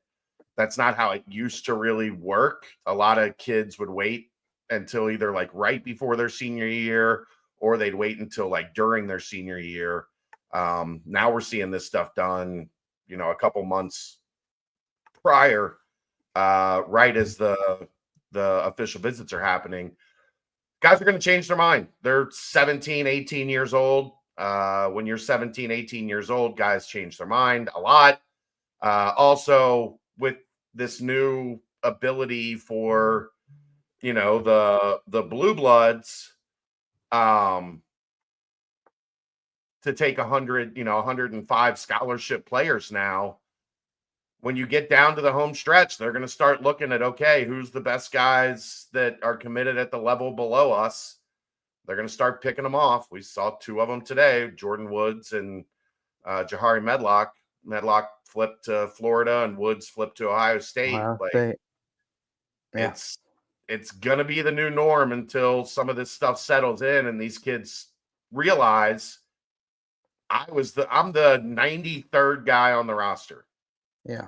You're a freshman, you're the 93rd guy on the roster. You got a long way to go to climb up that depth chart before you ever see the 2 deep. So, I think there will be regression to the mean, but right now you got kids getting offers that they probably never dreamed of that are jumping on them. I think the crazy thing is this is the schools that recruits have been lost to so far this period: Michigan, Florida, Ohio State, Kentucky, Illinois, Indiana, and Mississippi State. So, the whole watching the tape and over stars and whatnot, and then these players are able to then garner even bigger offers, and not just scholarship offers, but other bigger type of offers as well. So the scouting is proving to be legit as well. Something to think of. Yep. Any rumblings of staff changes coming? No. Guys, we got all off season to do this. It's not happening right now. So I understand wanting to ask, but no, we'll get there in a week. The season's over in a week. Whether they make a bowl game or not, the regular season's over in a week. If there's changes that are going to happen, they're going to start happening, next week or the week after. Right. All right. When I played a long time ago and a player gave up before the season ended, he was called a quitter. Do we have quitters on our team, players or coaches? I don't think so. I I thought last year, yeah. Look, the Kansas State game's really the first time they've gotten their ass kicked. Yeah. Like I said, it was a 3-point game at Iowa State with 4 minutes to go. Like they were in that game. Now, Iowa State scores 2 touchdowns at the end. The score is the score, but that wasn't a game that they were blown out in. They were tied at halftime. Every other game has been nip and tuck. And Colorado pulled away for a little bit, and then Cincinnati got it back to 1 score. But for the most part, I don't have any indication of guys throwing in the towel like we did a season ago. Ryan, have you seen any of that? No, I didn't think we were throwing in the towel. I think we just played bad. And I haven't seen it. Yeah, and we haven't had the dumbass, stupid penalties. You aren't hearing the stories of the turmoil and the infighting. So I think this year's definitely been a step in the right direction. We don't have that same bullshit going on. Obviously, I think we just played very poorly, very poor fundamentals on defense. So I don't think it was a lack of effort or guys just giving up. But we played bad enough as a fan. I gave up in the first half. So what does that make me? A quitter? I guess I am. Yeah. I think you're quitter. I think you're the platers that quit. Yeah. You are a plater that quit. But yeah. Aaron, earlier you did say that it kind of felt like the game last year at West Virginia. Fan wise, I felt like they quit. Yeah, fan wise, I can see that because it's dang, we're down a bunch, everything's spiraling, we're losing games, this, that, and the other. But last year, it did feel like some players on the team did quit at that point. But I don't feel that this year. I didn't really sense it from the game. it felt like there was a particular safety that was just kind of jogging around the field, maybe a Yeah. linebacker, Right. Yeah. Head hunting in a bad way. Yeah. Yikes. That's a Interested in the staff's thoughts on interested in the staff's thoughts on the increase in number of scholarships. Is this going to be very bad for UC? Does it just push the burden of paying non-playing freshmen / sophomores onto the bigger payrolls? Can it be a positive for the non-blue bloods? It's not. There's not anything good about it. Like it does. There's nothing really that is advantageous going to 105 scholarships for Cincinnati. I don't think. Like you have to want if there's 105 scholarships, does Sauce get out of Michigan? Does Kobe or Derek Forrest or Mike Warren get does Ohio State say, okay, we've got 15 extra spots, we got room for a couple of these guys? And what does it look like if the Luke Fickell era doesn't have 2 or 3 or 4 of those guys? So yeah, I mean it's potentially terrible.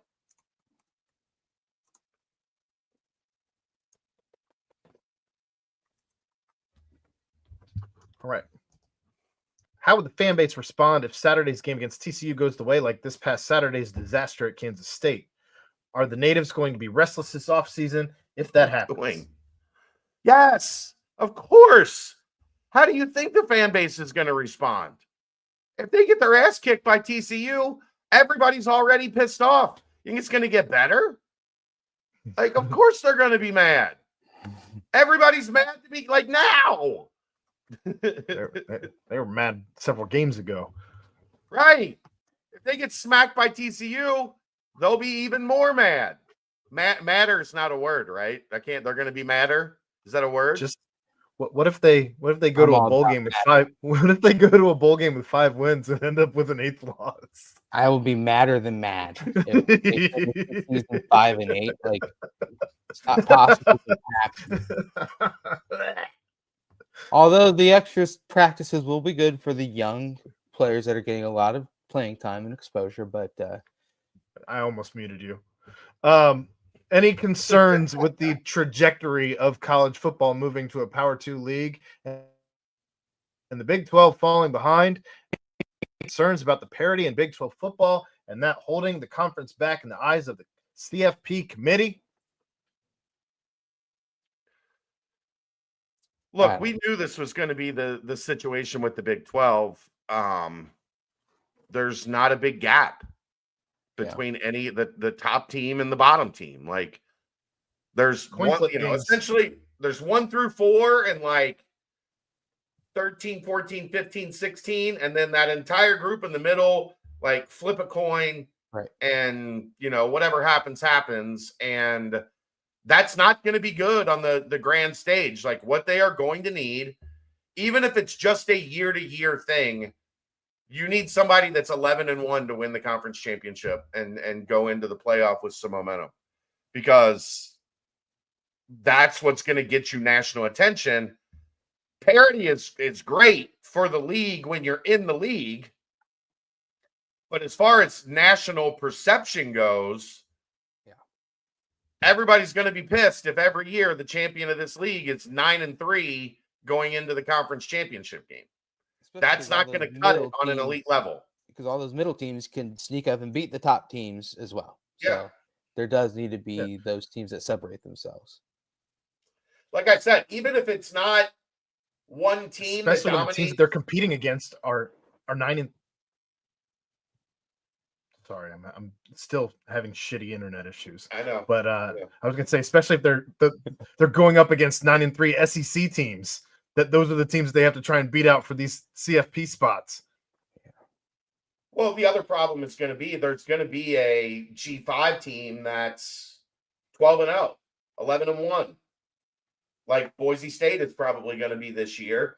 So your 9-3 team is going to be below Boise State, which means you don't get the bye, which means there's a very real possibility that you're out Like you're playing a road game in the first round as a conference champion, and you're out, and the Big 12 is not a part of the Elite Eight, the Final Four, or the championship. And if you do that, you're going to become more and more and more forgotten about because you're not going to be in the power structure. So the national writers are already saying Power 2. Like they're just referring to it as Power 2. They're not even referring to it as Power 4 anymore.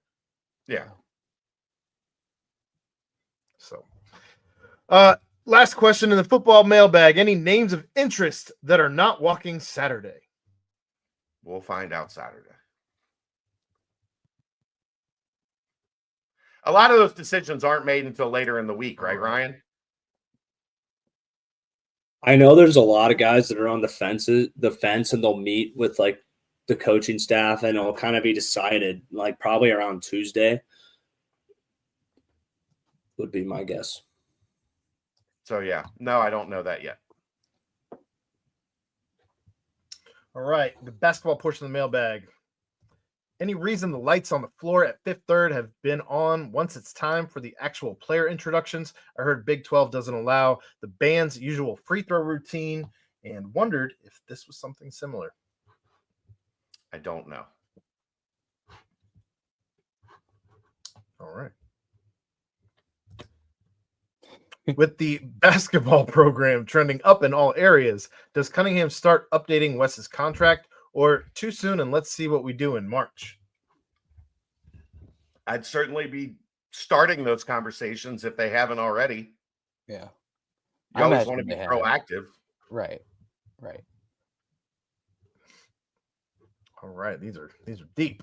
Is Justin Berg in on this team yet, or do we have to beat X first? Probably have to be Justin. Justin has a very healthy unhealthy obsession with Xavier. Like they consume a very large part of his life. I get texts from him about Xavier all the time, and I'm like, Justin, I don't care. Like, why are you texting me asking me Xavier questions? I don't care, dude. Get Xavier out of here. So yeah, they'll need to beat X first. I think he likes it. Well, look, they shoot threes and they dunk. Like Justin loves the concept that's of right this up team. his alley. Yeah, But that dude's unhinged, and I love him for it. What's crazy coming from me, Thrifty Walrus? I mean, this guy just trying to get all of you just trying to take shots at me all night. If today you were guaranteed a 5 seed in the NCAA tournament, would you take it or decline, roll the dice, and let the season play out? I think we had a question like this 2 weeks ago or so. Taking it. Oh, I get what Thrifty's saying now. I don't pay a great deal of attention to Xavier's basketball team. I like trolling their fans. Like those are two different things. Like you asked me a question about Xavier's basketball team. Like I'm probably not going to have a great answer because I watch what I have to in terms of doing radio, but I don't analyze them that specifically. So Berg is a lot different on that realm than me. I just like aggravating their fans because they're an easy to rile up bunch. Sorry, go ahead. Man. So what was the thing today? Over the past like 5 years, the if you're top 13 in the Ken Pom at this point of the season, then you're a 6 seed or higher. A 6 seed or better. Or better, yeah. I think I'd let it play out. I'm going to answer. I would definitely let it play out. And I'm going to say that simply because the 5 seed is not a place that you want to be. The 5 seed traditionally loses in the first weekend all the time. At least one of them does. Yeah. Well, there's like a 25% chance at minimum. I don't want that. Lose. Right. Also, what would we have to do to be a 4 or a 3? We'd have to Kansas be third in the league. Kansas went 22-10 last year and got a 4 seed. That would be similar to what, and I mean, Kansas obviously took their lumps as the season wore on. I think a 4 seed is not out of the realm of possibilities at all. I mean, Iowa State was 27-7, and they got a 2 seed for the regular season. So Their schedule was also an embarrassment Yeah. last year. yeah, agreed. Yeah, exactly. I don't know. The other thing that's interesting is like Arizona doesn't look great and Baylor doesn't look great. Right. So, you know, Houston, Texas Iowa Tech just State, lost. Yeah. Iowa State looks really good. Houston Right. looks really good. Kansas looks really Kansas good. is number 1. But Yeah. I mean, if you could get up to 4th in the conference, Right. I'm rolling the dice because I think they make the tournament no matter what. So, like the only reason I'm taking this would be to guarantee making the tournament. Yeah. But I'm going to roll the dice either way. You're a gambler. I like that about you, Brett. Let's go, baby. Never back down. Never surrender. Do you think the success of Wes Miller, Katrina Merriweather, and Jordan Bishop will allow John Cunningham to survive the Satterfield disaster and give him the opportunity to hire the next UC football coach, assuming, of course, that Satterfield remains on his mid to below mid trajectory? I don't think the people that make these decisions are in any way, shape, or form dissatisfied with the job that John Cunningham has done. So if his boss is not unhappy with him, I think he survives regardless. But I mean, the success of Wes is the one that matters. Like, if women's basketball and baseball win, like it's a nice feather in his cap, but it's not. Hiring and firing decisions aren't going to be made based on that. So I think the success that Wes has this year can only help, but I haven't once gotten the sense that President Pinto is unhappy with the job performance of John Cunningham, and it's his decision that matters. So I think they're okay for now. Is 20 points, 3 rebounds, 9 assists, 2 steals with 3 turnovers a sufficient performance for our two-headed point guard, Jizzle and Day, or should those points be more toward 25 and rebounds be more toward 5 and assists be 10 plus? I think the points definitely needs to be more from 25. Ryan, the only reason wait. I don't Yeah. agree with that is because everybody's chipping Yeah. in. So I think we need Jizzle right around that like 12 to 14 range. Yeah.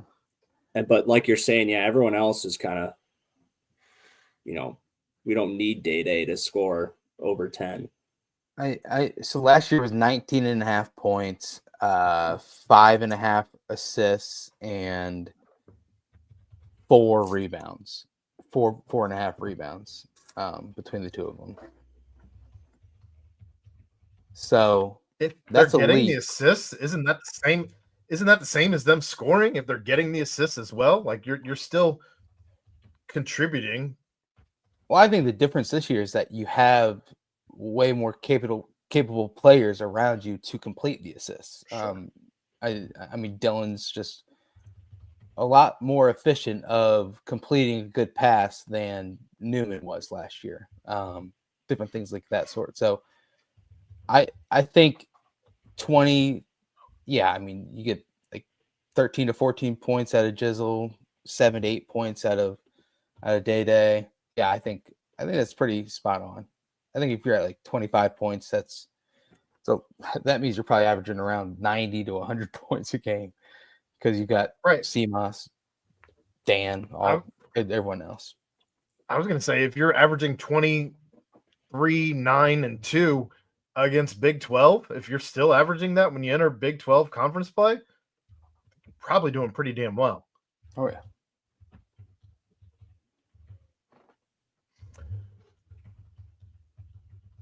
All right. Bearcats are 5-0. No major injuries. Should 25 regular season wins requiring a 20-6 record the rest of the way be the minimum expectation?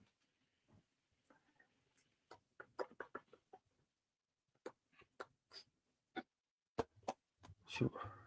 Minimum. Let's say, I mean, no. 14 Yeah, and it 6 seems- No. in conference play. Yeah, no. And I'm that's thinking more like 12 and 8 in conference. 12 and 8 would be a fantastic conference record. Yeah. Yeah. And With that would undefeated non-con. 23 if you went perfect in the non-conference. Yeah. You would 12 and 8 would only get you to 23. So no, that is 25 is not the minimum. That probably gets you a 2 seed. That probably gets you a 2 We're seed. we're not in the American Athletic Conference anymore. So you have to adjust your brain and get around that. 22, 23 wins would be an outstanding regular season. I think minimum expectation 20. Minimum expectation, yeah, 20. Oh, 20 wins? Yeah. That bare 20 minimum. and 10? Or what is that? 20 and No, I'm 11. sorry. 20 and 11, yeah. That's I mean, you'd still be dancing, but I think they're better than that. All right. Based on what you've seen thus far in the out of conference, what would be your tier rankings of the Big 12 teams? I do think Houston, Kansas, and Iowa State have kind of like moved into that top 3 group by themselves. Cincinnati, Baylor, Arizona, Texas Tech, maybe BYU Yeah, BYU's look good. in that next group. Yeah. I haven't watched enough of the rest to really go beyond like the top 9 or 10. UCF is weird. They're UCF. They do this shit every Yeah. year. They've had a bunch of injuries too. Colorado, Utah, not good. No.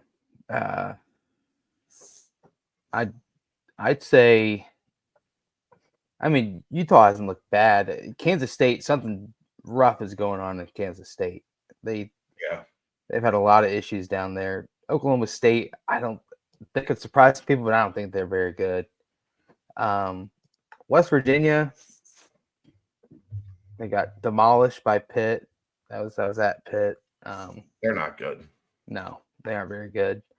I think you'll start to see there's like, sure, teams could jump up, and I think Arizona State's been better than thought of. For sure. I think they're a middle of the probably lower middle, but like a middle of the pack type team. Right.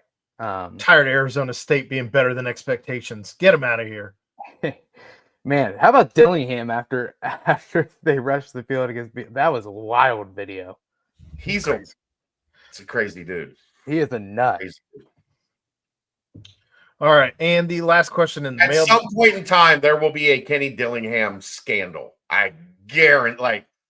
I've seen that guy before. He will do something dumb that will scandal him. Right. I hope he gets into a motorcycle accident and has a neck brace. Jesus. But survives. With 2 sure, well, yeah, of course. I wasn't wishing him death. With 2 additional scholarships available next year, up to 15, do you have an idea of how the staff will use them? Bringing the discussion from the hot board thread today on Joshua Lewis. He would seem like a kid to target as a stash guy, your 14th/15th guy as a freshman. I think it's possible. I mean, it's just a matter that it's going to matter like the kid too. Like, is that what the kid wants? Right. Because the staff's going to be honest with them. They're going to say, we think, you're going to need a year of development, probably redshirt you. Like, does the kid want to do that? Or does he it's going to take a kid that's interested in that? I think you could see some European like stash guys like Alvin was supposed to be. That's and what then I think. Tyler McKinley gets hurt. Yeah. So, I there's a bunch of different ways to go with it, but I think it's all situational. Like you're not going to play 14 or 15 guys. So those guys, if you take them, have to have the understanding that this is a long-term play and not, you're going to come in as a freshman and play, because look, Josh Lewis is a top 75, top 100 type kid, but he's probably not a kid that's going to play in the Big 12 in year one, at least not in an impactful fashion. So, but there's a bunch of leagues he could go to and play a lot as a freshman. So, the kids are going to have to be a heavy factor in those decisions. I think ideally you'd like to have one or two kids that red shirt and then kind of work their way up the ranks from there.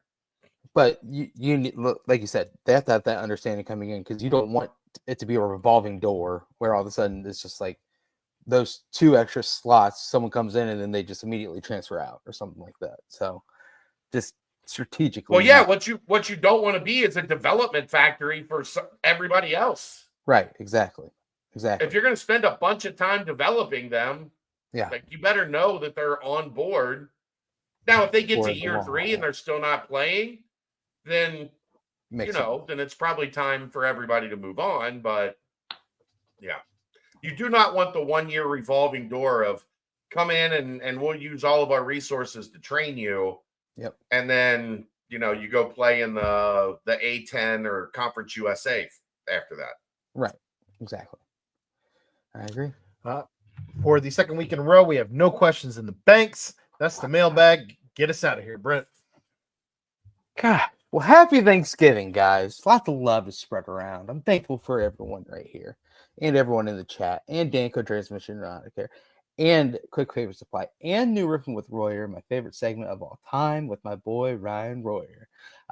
Big shouts and everyone lock in Alabama State on Wednesday for football. And then, of course, Nip at night, TCU, for basketball. And then, of course, Saturday, Nip at night, regular season finale. Big game against TCU.